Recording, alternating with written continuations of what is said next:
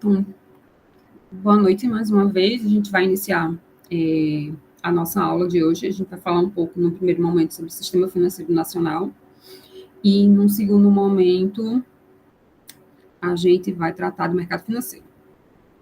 Deixa eu só voltar aqui, que eu acho que eu não estou compartilhando minha tela com vocês ainda, né? Então, deixa eu começar a compartilhar.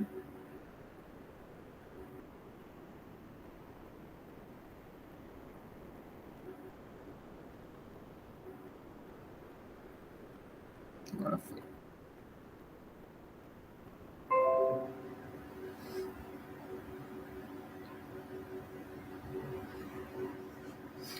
Vamos ver só, a gente vai começar a falar agora sobre o Sistema Financeiro Nacional, no primeiro momento, e no segundo momento a gente vai falar sobre o mercado financeiro. Para essa parte do Sistema Financeiro Nacional, a gente vai estar usando duas principais referências, o livro do Pinheiro e o livro do Assaf. Tá? Então, a gente vai estar misturando essas duas referências. Então, aqui, inicialmente, a gente observa o que é que o Pinheiro fala para a gente sobre o sistema financeiro de um país. Ele é o conjunto de instituições, instrumentos e mercados agrupados de forma harmônica, com a finalidade de canalizar a poupança das unidades superavitárias até o investimento demandado pelas unidades deficitárias. Então, a quase todo momento, a gente sempre está pensando nessa relação. O que a gente tem como unidade superavitária, que tem poupança, que conseguiu formar poupança, e aqueles que não conseguiram formar poupança e precisam, né, dessa poupança dos outros para poder fazer investimentos. Então, a gente também pode pensar como sendo uma rede de mercados e instituições cuja função é transferir os fundos disponíveis dos poupadores, ou seja, aqueles que conseguiram, né, gerar a poupança, para os investidores, ou seja, aqueles cujas oportunidades de gastos eles são maiores do que a renda que eles possuem, portanto, eles precisam recorrer, né, à poupança que os outros possuem. A gente ainda também pode definir como sendo a soma das unidades operacionais que compõem os responsáveis pelas políticas monetária, credítica, cambial, fiscal e que regulam o funcionamento, bem como os fluxos monetários que entre os que dispõem de recursos financeiros e aqueles que carecem desses recursos financeiros. Então, observe que todas as definições que a gente coloca no fim, elas sempre estão pautadas nessa relação, em quem tem a poupança, quem é agente superavitário e aqueles que precisam fazer investimentos e não têm essa poupança, que são os agentes deficitários. Aqui, novamente, o conceito, acabei transcrevendo para cá o mesmo conceito, que é a soma das unidades que compõem o sistema responsável pelas políticas monetária, de crédito, cambial, fiscal. Quando a gente pensa no sistema financeiro, uma figura bem importante que a gente vai estar observando é a figura do Banco Central. Então, no Brasil não é diferente, a gente também tem a figura do Banco Central.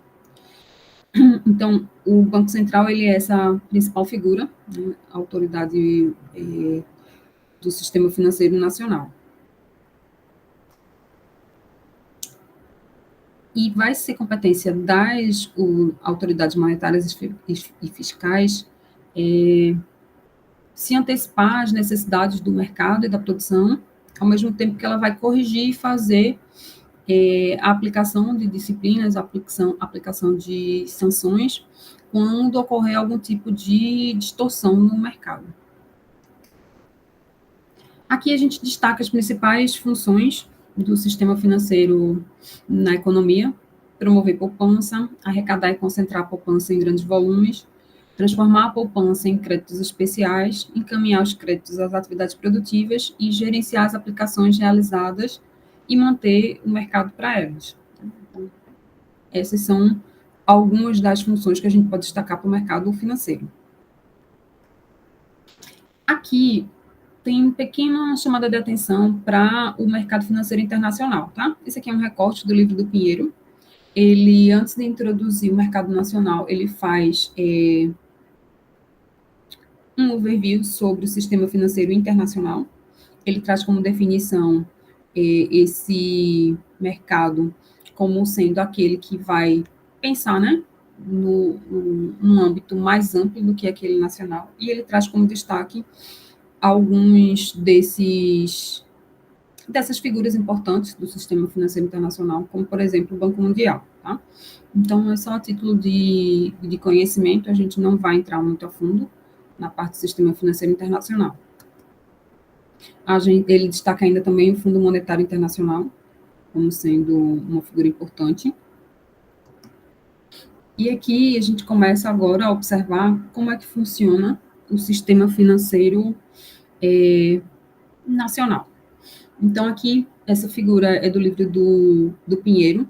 Então, ele pensa que o sistema financeiro, fazendo essa ponte, essa relação entre as unidades superavitárias e as unidades deficitárias, e observem que as pessoas que compõem cada uma desses tipos de unidades são semelhantes. É o governo, a empresa, as famílias. Então, num dado momento, governo, empresas e famílias podem ser superavitários, e, num outro momento, eles podem passar a ser unidades deficitárias. Para fazer essa ponta, essa relação entre as unidades superavitárias e deficitárias, a gente tem os intermediadores financeiros, né? Ou intermediários financeiros. Então, aqui, por exemplo, o Pinheiro, ele cita os bancos, caixas econômicas, bancos de investimentos financeiras, fundos de investimentos, e entre outros. Esses intermediadores financeiros, ele dá destaque para que parte deles vão atuar na questão dos mercados financeiros e outros vão, de fato, atuar observando os ativos financeiros. Então, essa seria a grande estrutura, a estrutura macro do sistema financeiro. Como é que funciona a dinâmica entre eles, né? Quais são as unidades envolvidas, onde é que entra a intermediação, agindo, né, entre esses agentes, entre essas unidades. Aqui a gente traz agora um recorte do livro do Assaf. Né? Ele vai definir o que seria o sistema financeiro nacional. Ele define como sendo um conjunto de instituições financeiras e instrumentos financeiros que visam transferir recursos econômicos dos agentes que são superavitários para os agentes deficitários. Quando se pensa nesse sistema financeiro nacional, a gente vai ter dois subsistemas associados, o subsistema normativo e o subsistema de intermediação. Então, vai ter aquele que vai legislar e vai ter aquele que, de fato, vai agir, né, entre essas duas partes, entre essas duas unidades, né? Então, no subsistema normativo, a gente tem alguns órgãos que é possível que a gente já tenha tido contato com alguns deles, né, já tenha ouvido falar sobre alguns deles. O subsistema normativo, ele vai ser responsável pelo funcionamento do mercado financeiro e das suas instituições. Então, ele vai legislar sobre esse funcionamento. Então, como parte desse subsistema normativo, a gente pode apontar o Conselho Monetário Nacional, CMN, que tem suas comissões consultivas. A gente tem o Banco Central, a gente tem a Comissão de Valores Imobiliários, a CVM, e tem algumas instituições especiais, o Banco do Brasil, o BNDES e a Caixa Econômica Federal. No subsistema de intermediação, ele é composto pelas instituições bancárias e não bancárias que atuam em operações de intermediação financeira. Então, aqui, de fato, vai fazer essa ligação entre os agentes. Então, nesse subsistema, a gente tem as instituições financeiras bancárias, as não bancárias, o Sistema Brasileiro de Poupança e Empréstimo, algumas instituições auxiliares e instituições não financeiras. Aqui a gente traz um recorte do olhar do Pinheiro. Ele, além de mostrar esse lado ligado ao sistema financeiro nacional, que seria toda essa parte aqui do lado mais à esquerda dessa figura, ele traz outros grandes grupos importantes para a gente, pensando também nessa questão normativa, na supervisão, na operação, que são ligados à parte dos seguros privados e ligados à parte de previdência complementar. A maior parte do tempo a gente vai estar tratando desse lado esquerdo aqui, tá? O livro do Pinheiro, ele foca muito mais tempo aqui, entanto, ele entra um pouquinho, né, falando sobre a parte de seguros, sobre a parte de previdência complementar. Para a nossa avaliação, o nosso foco vai ser mais aqui na parte financeira, tá? Então, aqui, novamente, ele põe, né, o Conselho Monetário Nacional, o Banco Central, a Comissão dos Valores Imobiliários, e quem de fato vai fazer essa execução é a intermediação. Então, aqui a gente tem instituições financeiras captadoras de depósitos, demais instituições financeiras, outros intermediadores financeiros. Então, são esquemas diferentes, mas eles são semelhantes em relação a principalmente esses dois subsistemas, né? A parte normativa, ou aqui o Pinheiro ele encara como sendo entidades supervisoras, e a parte que vai fazer a intermediação, que aqui o Pinheiro ele chama como sendo a parte operacional, né? São os operadores. Essa figura aqui, ela é baseada na figura do que está posta no Banco Central do Brasil. Eu fui conferir o que está posto lá no Banco Central do Brasil, é bem semelhante. Acho que eu trouxe aqui para vocês. Em um outro momento, pelo menos por enquanto ainda não apareceu, né? Então, vamos passear observando, né, algumas informações sobre esses órgãos normativos e os de intermediação que a gente comentou inicialmente. Então, primeiro que a gente vai observar é o Conselho Monetário Nacional. A principal finalidade dele é a formulação de toda a política de moeda e de crédito, objetivando atender aos interesses econômicos e sociais do país. Então, aqui são colocadas outras atividades que são realizadas pelo Conselho Monetário Nacional. Dentre essas atividades, a gente pode observar, por exemplo, a regulamentação de taxa de juros, regulamentação de operações de câmbio. Então, de fato, quando a gente observa essas atividades, as atividades todas são condizentes com essa finalidade principal que é colocada aqui, que é a formulação de toda a política de moeda e de crédito. Então, tudo que tiver relacionado a essas atividades, né, de política monetária e política de crédito, vai estar como atividade do Conselho Monetário Nacional. Ele é composto pelo ministro da Fazenda, o Conselho Monetário Nacional, o ministro da Fazenda, o ministro do Planejamento e o presidente do Banco Central.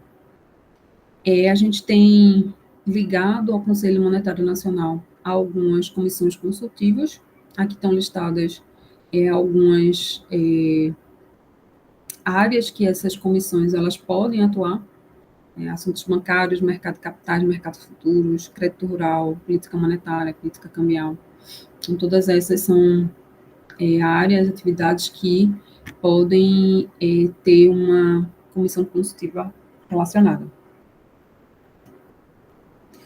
Agora, vamos dar uma olhada no Banco Central do Brasil, ou o Bacen. Ele é o executor das políticas traçadas pelo Conselho Monetário Nacional e ele é o órgão fiscalizador do Sistema Financeiro Nacional. Ele é o banco que se aplica a penalidade na intervenção e na liquidação extrajudicial de instituições financeiras. É o banco gestor do Sistema Financeiro Nacional.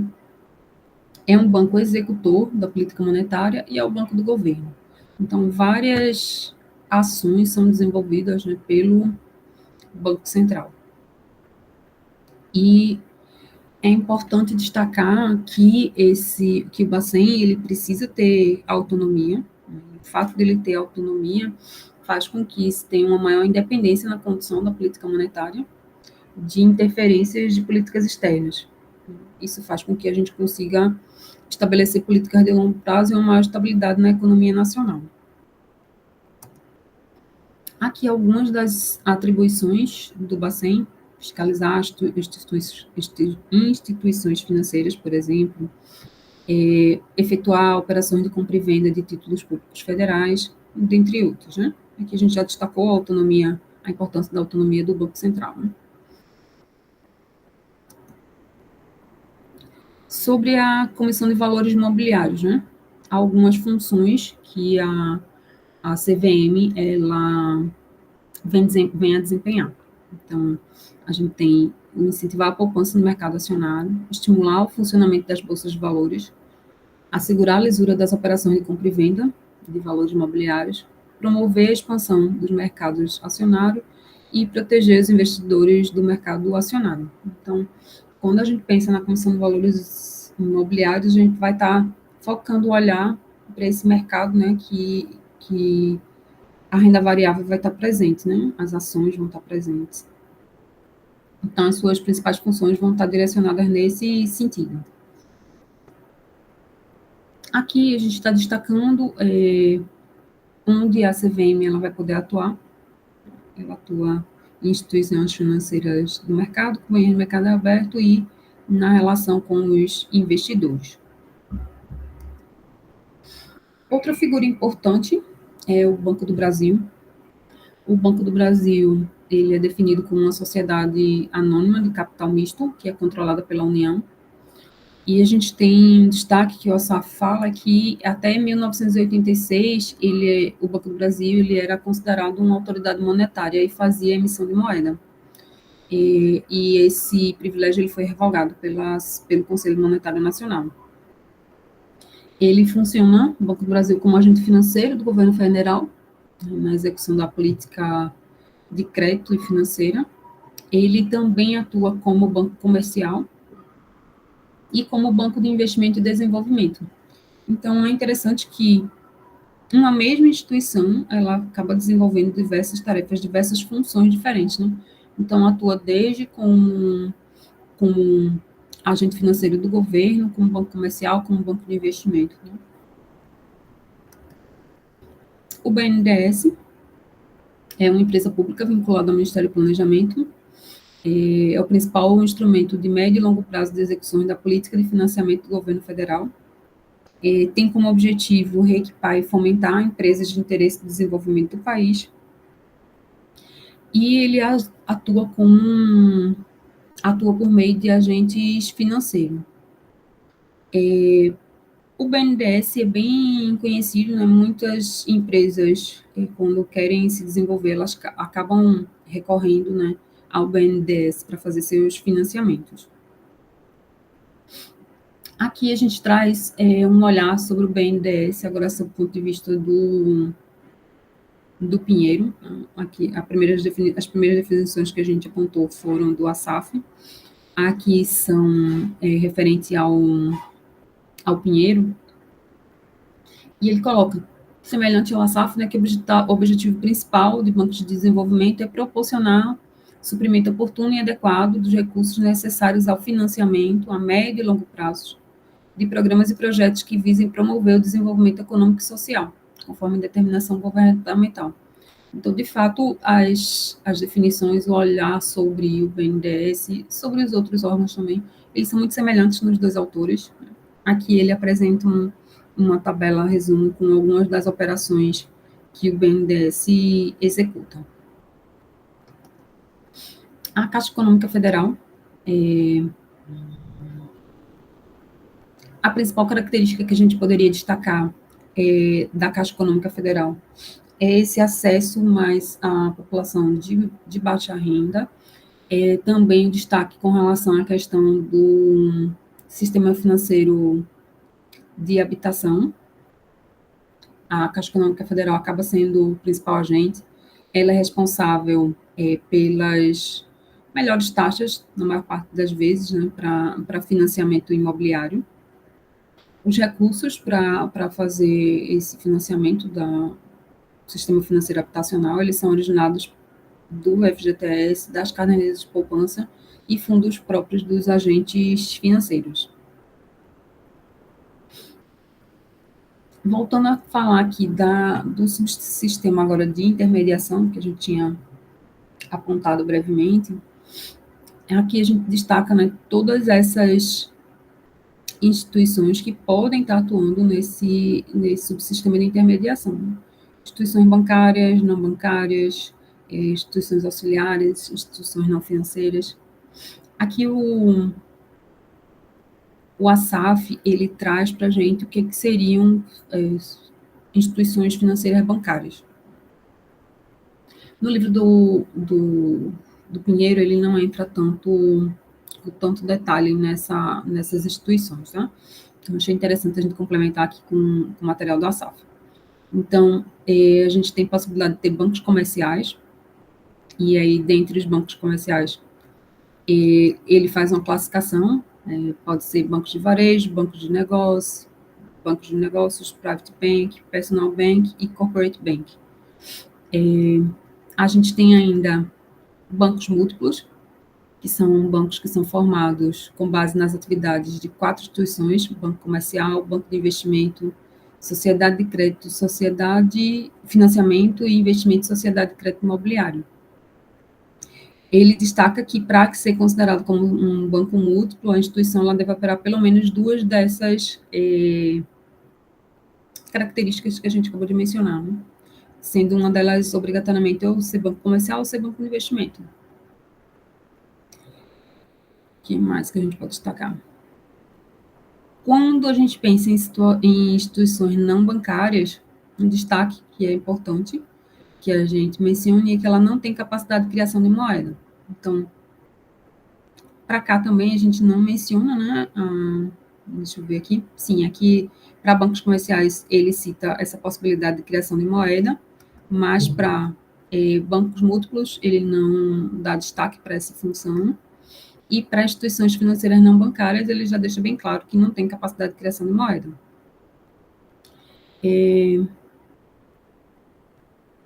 Para essas instituições financeiras não bancárias, ele cita a sociedade de arrendamento mercantil, que realizam operações de leasing de bens nacionais adquiridos de terceiros e destinados ao uso dos arrendatários.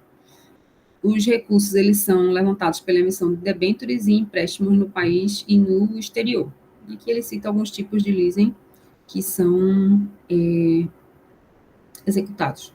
O leasing operacional, similar ao aluguel, o financeiro, que é realizado por bancos múltiplos, e o leaseback, venda e aluguel automático de um bem.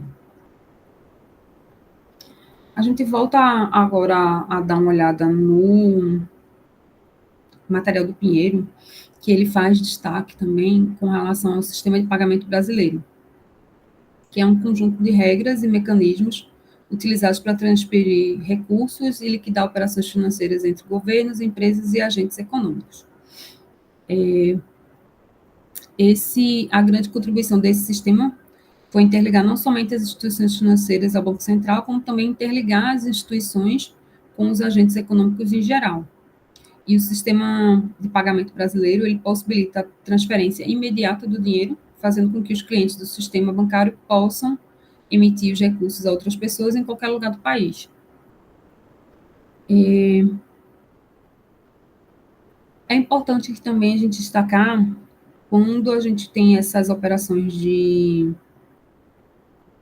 transferência de valores, né, de uma pessoa para outra, ele destaca que a operacionalização da diretriz de não aceitar saldo negativo na conta de reservas bancárias em qualquer momento do dia se deu através da estruturação do sistema de transferência de reservas e a reformulação do sistema de liquidação e de custódia.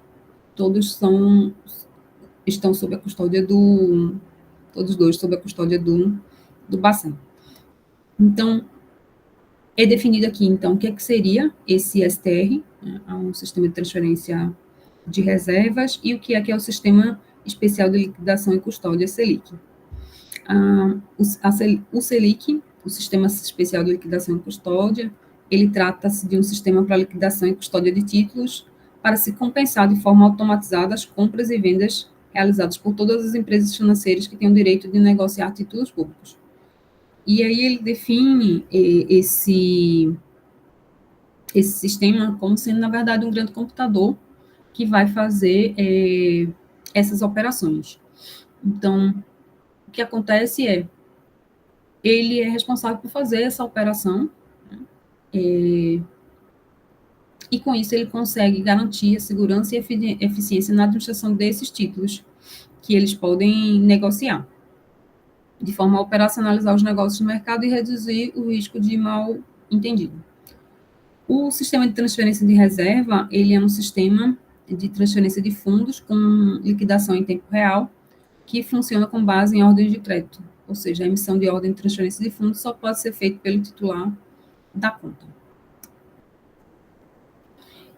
A gente tem ainda a CETIP, que é a Central de Custódia e Liquidação Financeira de Títulos, que é o local que se custodiam, registram e liquidam financeiramente as operações feitas em papéis privados e títulos estaduais que ficam fora das regras colocadas inicialmente. É uma associação civil localizada no Rio de Janeiro que não possui fins lucrativos. O objetivo principal é agir como central de custódia e liquidação de títulos. Pronto. Esse seria mais ou menos um resumo do material que a gente tem relacionado à parte do sistema financeiro nacional. Tens alguma pergunta, alguma dúvida, Regina? Se tiver, coloque aqui no chat. Pronto. Então, vamos para o segundo momento agora, tá?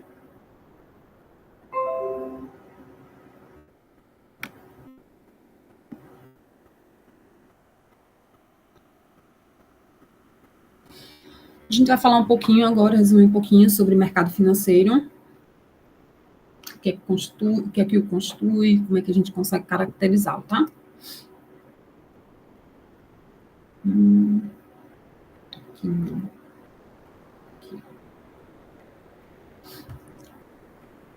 A gente pode definir mercado financeiro como sendo o mecanismo ou ambiente através do qual se produz o intercâmbio de ativos financeiros e se determinam seus preços. Os mercados nos quais os recursos financeiros são transferidos desde as unidades superavitárias, isto é, quem tem excesso de fundos, até aquelas que são deficitárias, ou seja, aquelas que têm necessidades de fundos. Então, agora a gente vai começando a encaminhar para daqui a um tempinho a gente começar a chegar de fato a que seria o mercado de capitais, tá? Então, primeiro a gente está olhando agora os mercados financeiros e os mercados de capitais, eles vão estar inseridos nos mercados financeiros. Lá no comecinho da primeira unidade a gente já fez esse olhar, né, que para que a gente consiga definir lá mercado de capitais, a gente primeiro precisa olhar o que seria mercado financeiros. Então, novamente a gente traz a ideia, o conceito da gente fazer essa relação entre as pessoas que possuem poupança, as unidades superavitárias, e as pessoas que não têm poupança, as unidades deficitárias. Então, o mercado financeiro ele vai estar sendo esse espaço onde a gente vai conseguir fazer essa transferência, né, de recursos de quem tem para quem não tem. Aqui a gente está destacando ainda, antes de introduzir de fato o que seria o mercado, observar que, de fato, a gente vai ter, em alguns momentos, unidades que são superavitárias, porque ele destaca aqui que existe uma não homogeneidade na renda, né, pelo sistema de produção. Isso vai fazer com que alguns que tenham acesso mais à renda consigam ter essa característica de ser um agente superavitário. E os que são deficitários, eles não dispõem de excesso de renda, ou então porque eles acabam tendo um consumo maior e ficam com déficit. Esses agentes deficitários também, por não terem poupança e necessitarem de investimentos, eles acabam tendo a necessidade de recorrer a solicitar, né, desses agentes que são superavitários, créditos da poupança que eles formaram. Os agentes superavitários, eles desejam ampliar suas poupanças, então quem tem uma reserva, quem tem uma poupança, quer ter um maior rendimento, ele quer que essa poupança aumente. Então, para maximizar os ganhos recorrentes no mercado financeiro, eles investem suas economias em títulos para receber ganho ao final de determinado período. Então, quem tem vai acabar investindo essa poupança e quer que esse investimento ele seja rentabilizado de maneira adequada, que tenha uma boa rentabilidade. Quando a gente vai pensar nessa rentabilidade, a gente vai precisar levar em consideração, mais para frente um pouquinho, os riscos envolvidos também. Então, todo mundo quer ter ganhos maiores, mas é preciso sempre a gente ter em mente se a gente está disposto a correr o risco, né, associado. Então, essa oferta de recursos pelos superavitários irá financiar as necessidades dos deficitários, que buscam o mercado financeiro para obter crédito para complementar sua renda. Com isso, podemos afirmar que o mercado financeiro transfere as poupanças dos agentes superavitários para os deficitários numa economia. Então, o mercado financeiro vai estar ali no meio, entre esses dois agentes, fazendo essa transferência. Os mercados financeiros devem cumprir as seguintes funções: estabelecer o contato entre os agentes deficitários e superavitários, ser um mecanismo eficiente de fixação de preços para os ativos, proporcionar a liquidez dos ativos e reduzir os prazos e os custos de intermediação. Com relação a algumas características que a gente vai observar do mercado financeiro, o mercado financeiro ele pode ser do tipo institucional e também a gente pode fazer um agrupamento e relacionar ele à questão da oferta e da demanda. Então, quando a gente pensa nas características do tipo institucional, então são a questão da transparência, a possibilidade de obter informação relativa ao mercado de forma fácil, barata e rápida, e a questão da liberdade, trata-se da não existência de limitações de entrada ou saída de compradores e vendedores e da liberdade para negociar prazos e quantidades desejadas e formar preço. Então, essas são as características quando a gente pensa o mercado financeiro sob o ponto de vista institucional. Vamos observar agora como é que seria com relação à questão da oferta e da demanda.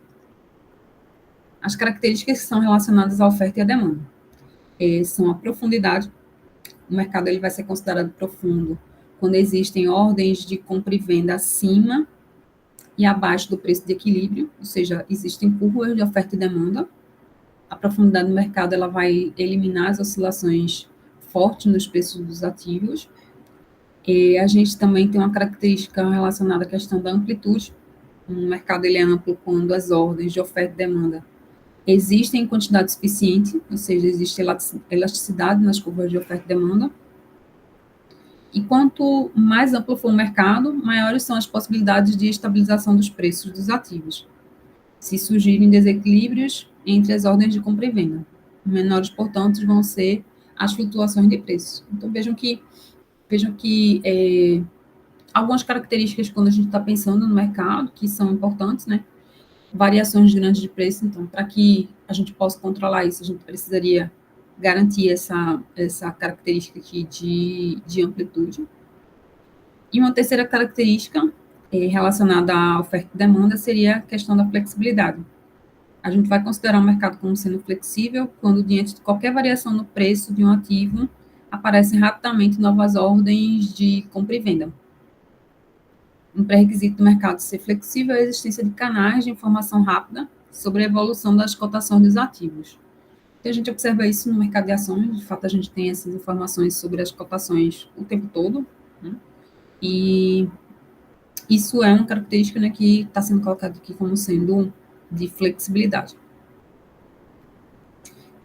Nota-se ainda que a flexibilidade do mercado refere-se à rapidez com que novas ordens em resposta às alterações do preço e a não existência prévia no mercado de ordens de compra e venda. Aqui a gente traz um recorte do livro do Pinheiro, em que ele passa agora a definir, a classificar os mercados financeiros de uma forma mais ampla. Então, ele coloca 10 classificações, 10 critérios de classificação para o mercado financeiro. Então, ele classifica, por exemplo, e depois ele vai abrindo um pouco desses critérios que estão sendo colocados aqui, tá? Então, ele põe, por exemplo, quando a gente observa com relação ao critério de grau de transformação dos ativos. Ele vai classificar os mercados como sendo direto, sem transformação, e intermediados, com transformação. As formas de funcionamento dos mercados financeiros. Eles podem ser de busca direta, pode ser de prestadores de serviços, pode ser de mediadores e de leilão. Classificar mercado financeiro com relação ao tipo de ativos. Aí pode ser monetário ou de capitais. Com relação à fase da negociação, pode ser primário ou secundário. Com relação ao prazo, pode ser à vista, de futuros ou de opções. Com relação ao tipo de moeda, pode ser nacional ou internacional. Com relação ao grau de intervenção, livre ou regulado. E com relação à formalização, se eles são organizados ou não organizados. Ele ainda classifica como critério baseado no grau de concentração, então os mercados seriam centralizados ou não centralizados, e com relação às necessidades do cliente. Pode ser de crédito, de capitais, cambiais e monetários. Então, dentre esses critérios, 10 critérios que são colocados aqui, é possível fazer essa classificação dos mercados financeiros. E aí o Pinheiro ele vai apresentar para a gente como funciona cada uma dessas classificações. Acredito que ele não coloca todas não, mas ele passeia na maioria delas, tá? Com relação classificação com base no grau de transformação. Então, com relação a esse critério, os mercados eles podem ser diretos, sem transformação de ativos, ou pode ser intermediados, com a intermediação de títulos primários e secundários. Cabe-se destacar que pelo menos um dos participantes em cada operação de compra ou venda de ativos é intermediário financeiro. Então, aqui ele tem uma figura mostrando como é que seriam esses dois tipos de mercado financeiro. O mercado direto, quando não tem intermediação, então vai haver ali um contato direto, né, dos agentes superavitários com os agentes deficitários. E quando a gente entra no mercado intermediado, a gente tem a presença do intermediador fazendo essa relação entre os dois agentes. Então, aqui, com relação a essa classificação, o mercado direto ou pode ser intermediado. Com relação à base, com base na forma de funcionamento, ele pode ser mercados de busca direta. Esse tipo de mercado funciona mais distante do que a gente considera como sendo o mercado ideal. Nesse tipo de mercado, os compradores e os vendedores de ativos, eles vão fazer essa busca direta, né, de quem tem interesse no seu ativo, né? Então, eu que tenho interesse em vender, eu vou procurar quem tem interesse em comprar, e eu que quero comprar, vou entrar em contato com quem tem interesse em vender. Então, os compradores e vendedores têm que encarregar em buscar a busca da sua contraparte, sem a ajuda de agentes especializados, e, em consequência, os custos da busca são suportados individualmente por cada uma das partes, o que vai limitar as possibilidades de busca e faz com que os agentes eles negociem tipicamente a um preço pior do que eles poderiam obter se eles tivessem a ajuda de um intermediador. Trata-se de mercados muito fragmentados, nos quais é normal que o mesmo ativo se negocie em qualquer momento a preços diferentes, sendo inclusive difícil delimitar o que se pode entender como sendo um preço de equilíbrio. E nesses mercados, geralmente, é escassa em relação aos agentes diante das modificações dos preços que a gente vai fazer. Ele ainda coloca que esse tipo de relação vai ser uma relação de clientelismo entre os agentes que vão estar participando. Já se a gente pensar em mercados de prestadores de serviço, a gente vai ter não uma relação tão direta, né, entre os agentes deficitários e os superavitários. Inicialmente aqui ele justifica porque a complexidade dos mercados vai estar sempre aumentando, porque fazer essa busca direta, né, de quem quer comprar com quem quer vender, à medida que os mercados se ampliam, vai se tornando cada vez mais difícil. Então, o que acontece com uma comissão, né, vai surgir um agente que, recebendo uma comissão, ele vai prestar esse serviço de fazer esse processo de intermediação. Então, em troca de uma comissão, os prestadores de serviço tratam de buscar essa contrapartida ou negociar preços aceitáveis para as operações específicas de seus clientes. Devido a seu frequente contato com os distintos participantes do mercado, o prestador de serviço ele pode conhecer melhor qual o preço, né, pelo qual pode se trocar aqueles ativos, e, portanto, tem condições de oferecer preços de compra e venda mais próximos do que seria ali o equilíbrio. Esse conhecimento do melhor preço possível, junto com o seu custo menor, fundamenta o papel do prestador de serviço nesse mercado. A gente tem ainda o mercado de mediadores.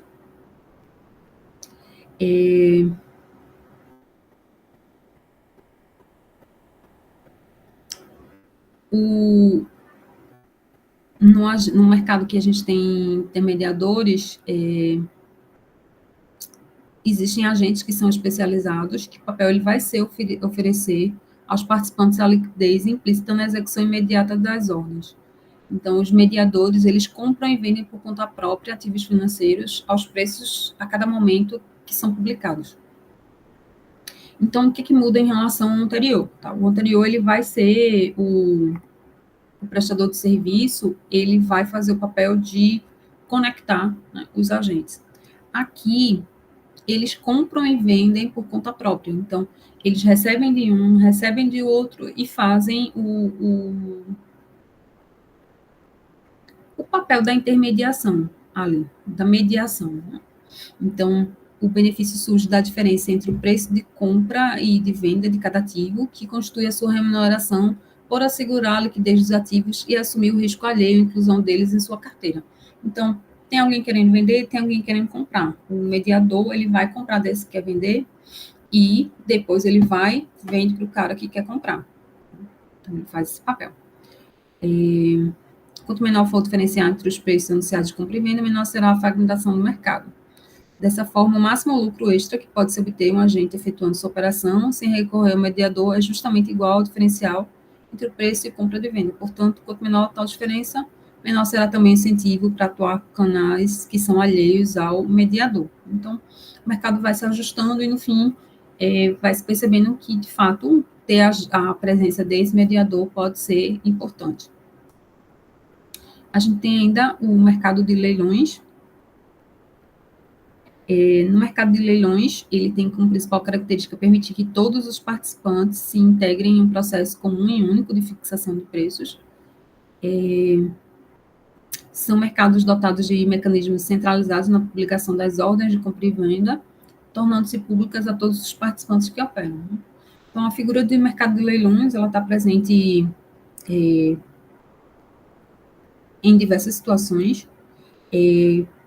A gente pode lembrar de uma figura clássica de leilão, quando a gente tem determinado bem, por exemplo, que a gente quer vender ao melhor preço possível, a gente põe no mesmo ambiente, né, todas as pessoas interessadas e tem a figura lá do leiloeiro que vai estar observando, né, quem deseja adquirir aquele bem, a que preço ele vai estar disposto a pagar, e aí acaba se conseguindo, né, na maior parte das vezes, uma melhor situação, né, porque você tem, naquele momento, apresentado todas as pessoas interessadas e as pessoas acabam disputando, né,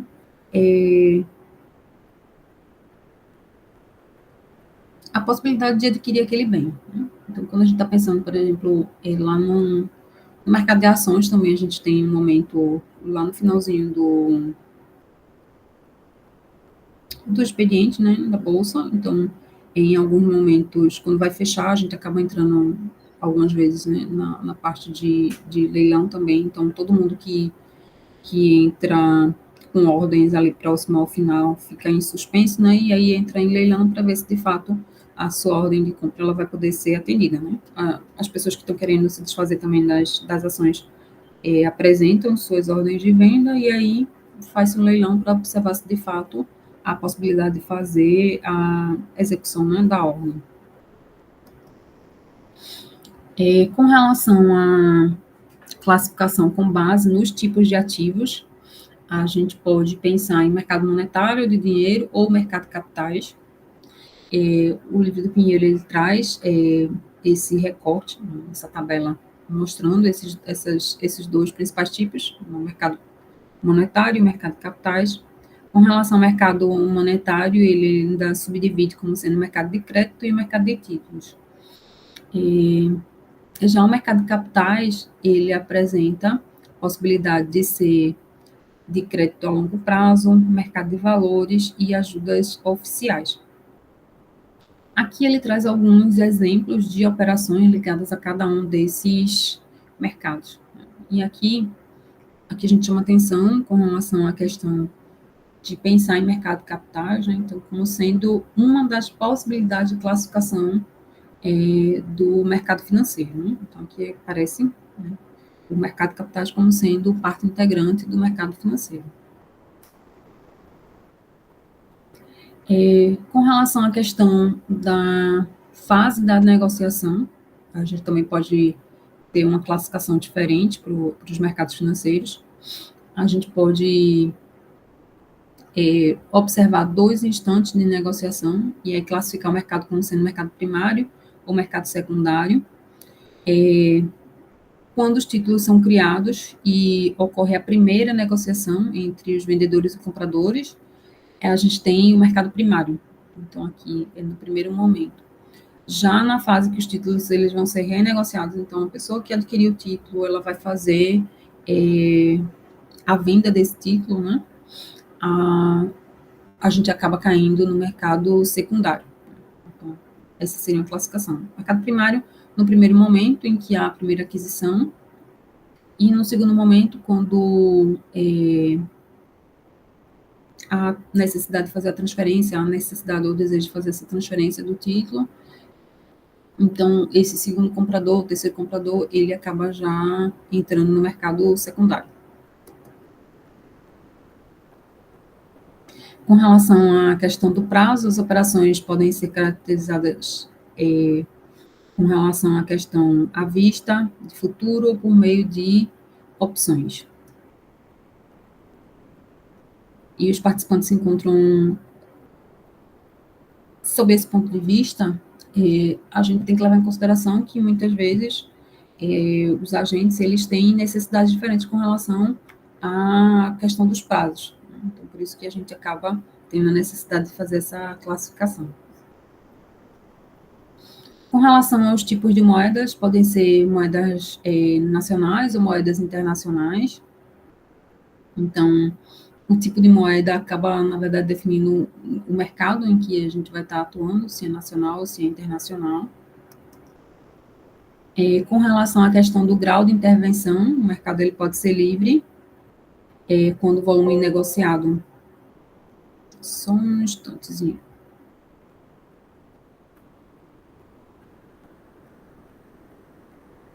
Deixa eu ligar aqui a bateria.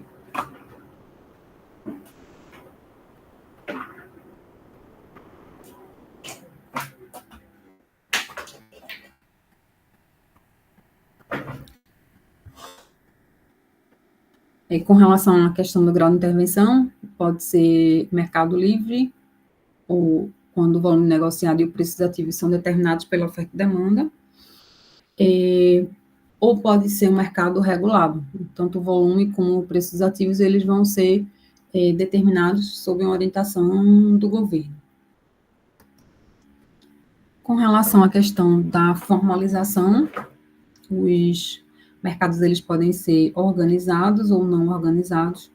Ele é organizado quando eles são negociados em grandes volumes de títulos de forma simultânea, geralmente num único lugar e dentro de determinados parâmetros, como, por exemplo, na Bolsa de Valores.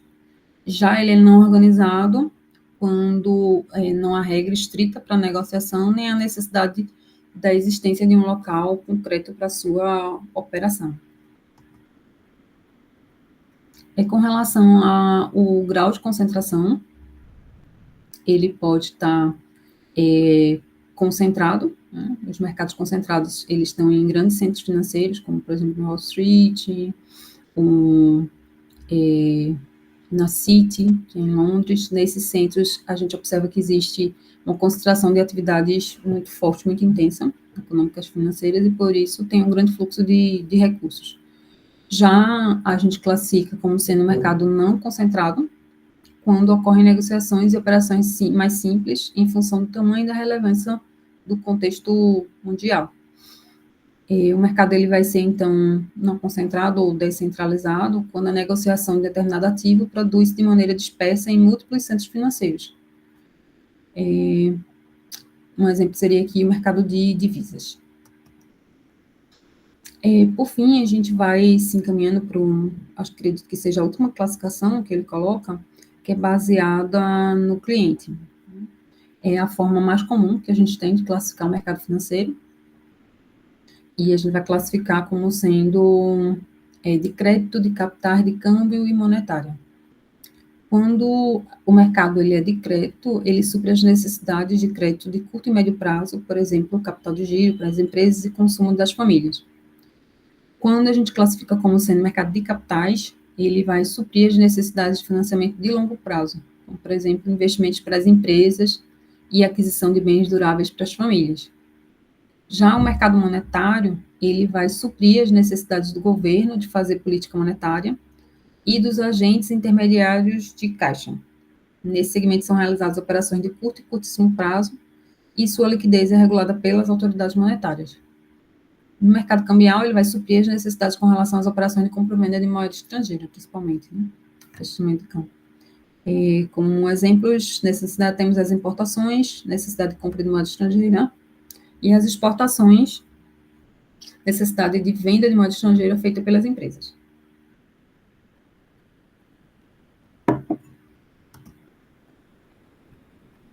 Aqui a gente tem uma figura do livro do Pinheiro, tá? Que ele usou como fonte uma outra estrutura, né, do livro do Barros, de como é que está estruturado o mercado financeiro.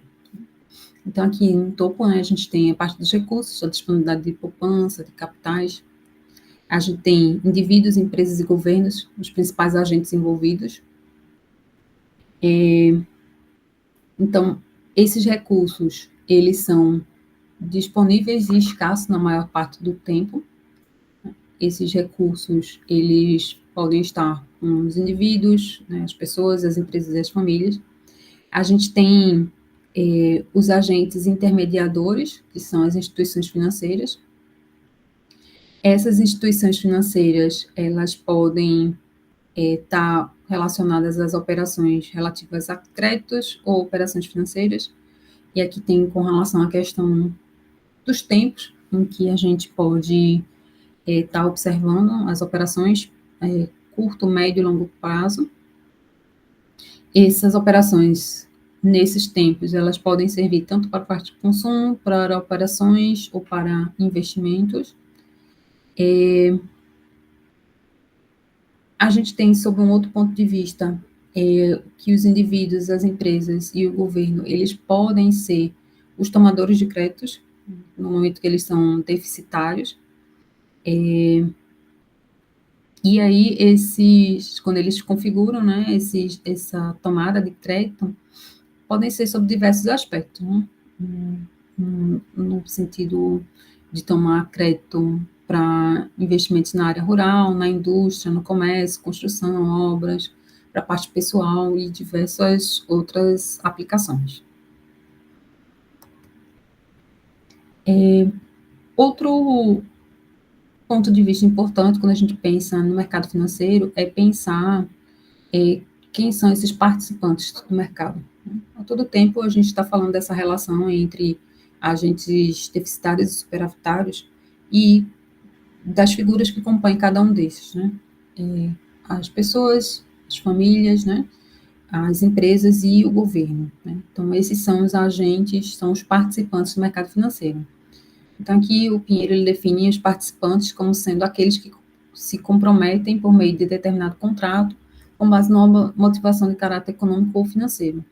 Os grupos, eles são empresas, famílias e governo, e eles podem assumir essas duas condições, de serem superavitários, né, na condição de vendedores, ou podem ser agentes deficitários na condição de compradores, em função das necessidades do momento. Com isso, tornam-se vendedores e compradores ao mesmo tempo, várias vezes ao longo do tempo. Então, em um determinado instante, um agente ele pode estar nessa figura de superavitário, e em outro momento ele pode estar na figura de agente deficitário. Então, aqui ele ilustra essa relação entre os agentes superavitários e deficitários. A gente observa que quem os compõe são as mesmas figuras, são os mesmos participantes. E por que as pessoas participam, né, do mercado financeiro? O Pinheiro ele cita algumas dessas possibilidades, né, de explicação de o porquê que eles participam. Eles participam para obter financiamento a custo baixo, obter ativos de alta rentabilidade, complementar estratégias de curto prazo na administração de seus ativos, por especulação também, para ter a opção de entrar no mercado de acesso difícil ou muitas vezes inacessível. Então, essas podem ser algumas das motivações para que as pessoas possam participar do mercado financeiro. Outro destaque importante quando a gente pensa em mercado financeiro é pensar sob o ponto de vista do que é o ativo financeiro, o que é um produto financeiro. O ativo financeiro ele vai ser um instrumento que vai canalizar a poupança até o investimento. Os agentes deficitários, né, ou as empresas, se a gente pensar na figura da empresa, que vão estar buscando, né, financiamento, podem acessar esse mercado através desses ativos, emitindo ações. Então, se a gente foca na figura da empresa e ela quer ter acesso, né, à poupança dos agentes superavitários, o que é que ela pode fazer? Ela pode emitir ações e colocar no mercado para poder fazer a aquisição dos recursos que ela precisa. Poderíamos dizer, então, que um ativo no sentido amplo consiste em algo que possuímos e que tem valor de troca. Nesse esquema das unidades superavitárias deficitárias, os ativos financeiros são títulos emitidos pelas unidades econômicas que são deficitárias e que constituem um passivo para eles. São como um meio de manter a riqueza para quem o possui. As principais funções que vão ser atribuídas aos ativos financeiros vão ser a transferência de fundos entre os diferentes agentes econômicos,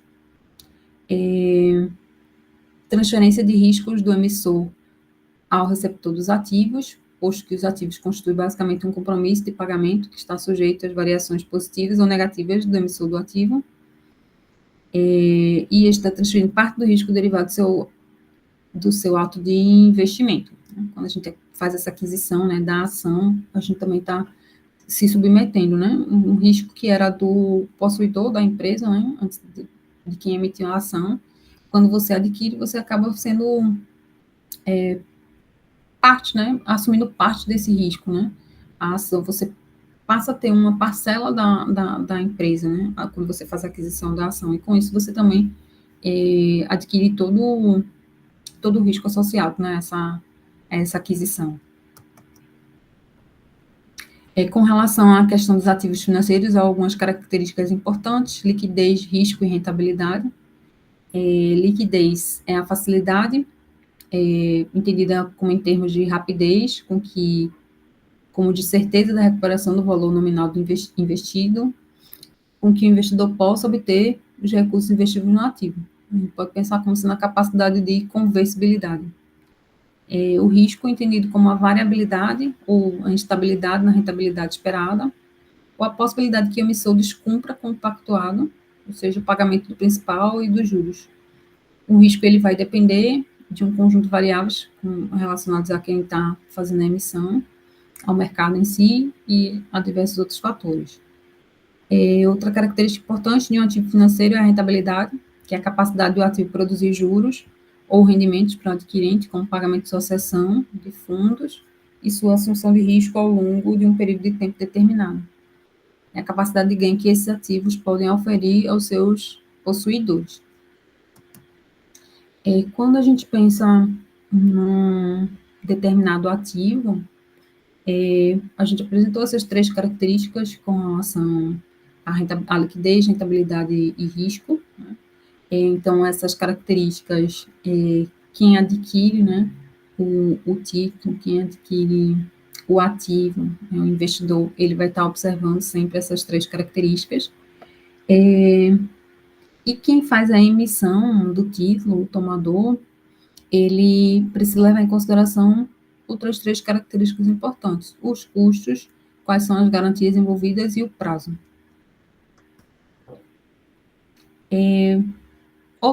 Uma classificação que a gente pode observar com relação à questão dos ativos financeiros, como essa aula a gente falou diversas classificações com relação aos mercados, né? Agora, pensando sob o ponto de vista dos ativos financeiros, eles podem ser classificados como sendo indiretos e primários. E os primários, eles podem ser títulos de renda fixa, títulos patrimoniais, títulos derivativos. E nos títulos de renda fixa, a gente tem os títulos públicos e os títulos privados. Os ativos primários são emitidos pelos tomadores últimos, os demandantes últimos dos fundos, ou as unidades de gasto com déficit, colocados em contato direto com os mediadores financeiros para negociar com os poupadores. Os intercâmbios entre as unidades de gastos para deficitários e ativos primários dão lugar às transações diretas. Então, nos primários, a gente tem aquele primeiro momento, né, de compra e venda entre as unidades deficitárias e as superavitárias. Já quando a gente está pensando em ativos indiretos, a gente observa quando há uma emissão de títulos levada a cabo pelas unidades demandantes de fundos ou deficitárias, ao mesmo tempo em que emite outros passivos mais adequados às suas necessidades dos poupadores ou às unidades de gastos superavitários. Com relação aos ativos financeiros, a gente pode defini-los como sendo títulos de renda fixa, patrimoniais ou de derivativos. Títulos de renda fixa, eles prometem rendimento fixo, né, taxas prefixadas ou determinadas por parâmetros conhecidos, como taxas pós-fixadas. Os títulos patrimoniais representam participação na propriedade de uma empresa. Eles não prometem rendimento específico aos proprietários, aos acionistas. A remuneração é baseada nos dividendos que a empresa possa pagar e na valorização dos seus ativos. Se a empresa for bem-sucedida, esse valor patrimonial aumenta, caso contrário, ela diminui. Portanto, podemos dizer que esses títulos têm sua renda variável, né, no caso das ações. Né? E títulos derivativos têm seus rendimentos determinados ou derivados de preços de outros ativos, como contratos de opções futuros. Esses títulos podem ser emitidos com base em moedas, mercadorias ou ações. Ainda sobre rendas fixas, né, que a gente definiu brevemente, que tem essa característica de prometer um rendimento fixo ou determinado por parâmetros conhecidos, a gente tem aqui algumas características e alguns direitos que são apresentados para quem é possuidor, né, de ativos de renda fixa. Esses tipos de ativos envolvem uma programação determinada de pagamentos, por isso, nesses ativos, os investidores conhecem antecipadamente o fluxo monetário que vão obter, ou seja, pela taxa, né, que ele vai já conhecer, como a gente colocou aqui, uma taxa predeterminada, prefixada, ou uma taxa que é pós-fixada, mas a gente conhece ali como é que ela vai estar variando, por exemplo, um índice mais um percentual que você vai obter. Os detentores de títulos de renda fixa, eles têm o que a gente chama de direitos fundamentais, que é receber juros periódicos predeterminados, devolver o principal, uma vez finalizada a vida do produto, devolver o principal uma vez finalizada a vida do produto e transmitir o produto. O investidor de ativos de renda fixa, ele tem essas características de que ele espera, né, o retorno previamente conhecido, tem o pagamento do rendimento e principal nos prazos que são pré-estabelecidos e ele torna-se credor de uma instituição emissora. Com relação aos riscos que a gente pode se deparar com ativos de renda fixa, risco de crédito, de liquidez, da taxa de juros, de inflação, de planos econômicos que possam vir a surgir. Como referência para renda fixa, normalmente a gente usa o CDI, né, para fazer comparação. Então, a gente pode ter títulos atrelados ao CDI, então ele vai render 100% de CDI, 110% de CDI. Então, é uma referência que se tem, alguns podem colocar 90% de CDI. Então, o CDI ele é uma referência, né, para os rendimentos de renda fixa. Quando a gente está pensando em ativos de renda variável, o Pinheiro, né, ele classifica como sendo aqueles em que não há nenhum conhecimento prévio dos rendimentos futuros e o valor do resgate pode assumir valores superiores, inferiores ou igual ao valor aplicado. As ações e as debêntures conversíveis em ações são os produtos de renda variável de maior destaque. Eu destacaria de modo especial, de sobremaneira, as ações, né? Que é o ativo de renda variável que a gente mais tem contato, que de fato pode caracterizar, né, o que a gente conhece como sendo renda variável. As ações, elas são títulos de participações negociáveis que representam parte do capital social de uma sociedade anônima, a qual confere ao seu possuidor o direito de participação em seus resultados. Elas podem ser consideradas um certificado ou um título de propriedade representativo das partes do capital social e de uma sociedade econômica. O acionista, portanto, é proprietário de uma parcela da empresa correspondente ao número de ações que possui. Isso é tão interessante que, em geral, quando a gente está se inserindo no mercado de renda variável, no mercado de ações, falta muitas vezes esse reconhecimento, né? Quando você faz a aquisição de uma ação, no fim você está fazendo a aquisição de parte da empresa. Você passa a ser dono daquela empresa também, né?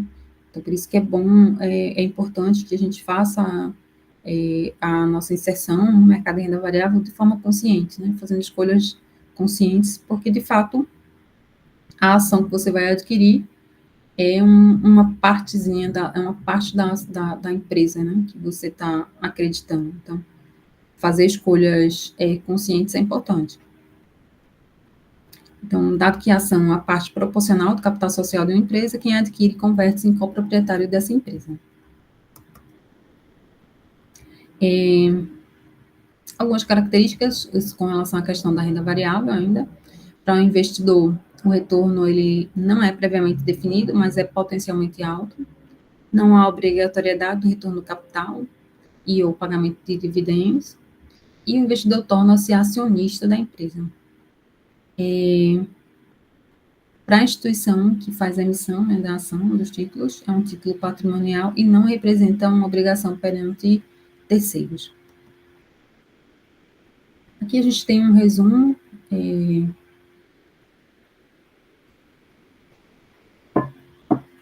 com relação à questão da renda fixa e com relação à renda variável. Como é que funciona a questão da entrada, né, nesses mercados, como é que é o ingresso, como é que é o recebimento, os riscos e a questão da rentabilidade.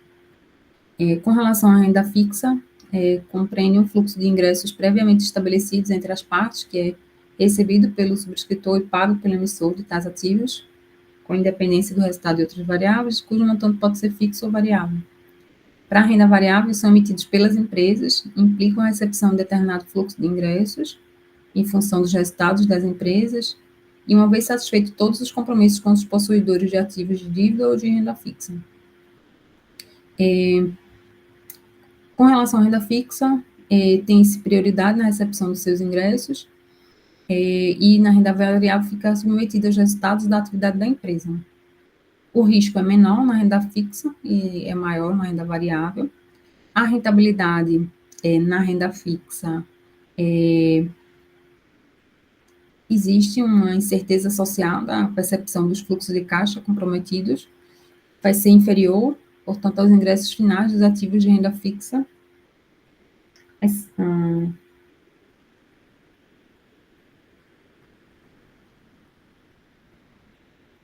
Certo. A incerteza associada à percepção dos fluxos de caixa comprometidos ele é inferior.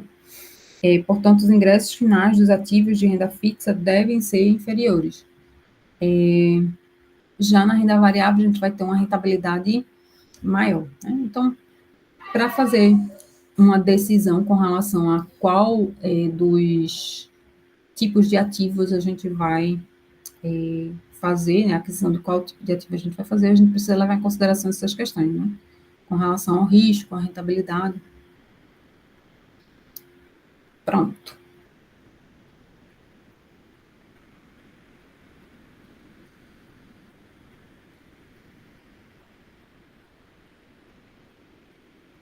Seria mais ou menos isso que a gente teria, Regina, para apresentar, tá? Foi um resumo do que a gente observou. Vou disponibilizar. Não, vou colocar para vocês agora. Vou colocar junto com... Coloco os slides hoje e coloco o link da gravação também. Quando eu terminar a gravação aqui, eu vou baixar e subo o vídeo no YouTube, para vocês darem uma olhada também. Tá joia? Tu tens alguma pergunta, alguma dúvida? Aí, vejam, para essa segunda avaliação, pronto, tem bastante detalhe mesmo. E aí no slide, pelo menos, está mais compactado, né? O material. Para essa segunda avaliação, a gente vai ver essa parte de sistema financeiro, a gente vai ver a parte de mercado capitais e tem material também lá já de política cambial, que foi uma das políticas, se não me engano, acho que foi a última política que a gente não tinha observado na avaliação anterior, a gente vai colocar nessa avaliação agora também, tá? Aí essa parte aí já tem um material lá, já tem um material em vídeo lá gravado também. Se eu não coloquei os slides, eu vou colocar os slides também referente à apresentação em vídeo que tem lá. Aí hoje terminar aqui, eu já coloco. Os slides eu já vou colocar.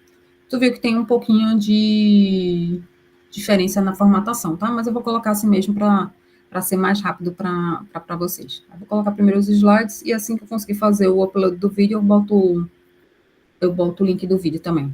Tá joia? Vamos embora por aqui. Hoje foi mais longo um pouquinho, né? E acabei falando bem rápido também, mas porque é muito material para essa parte. Mas aí a gente conseguiu observar tudo que a princípio eu tinha pensado para esse momento. Tá joia? Vou parar a gravação aqui, tá? Obrigada, viu? E até a próxima aula. Na segunda-feira a gente vai fazer a avaliação e a gente se encontra na semana seguinte. Tá joia?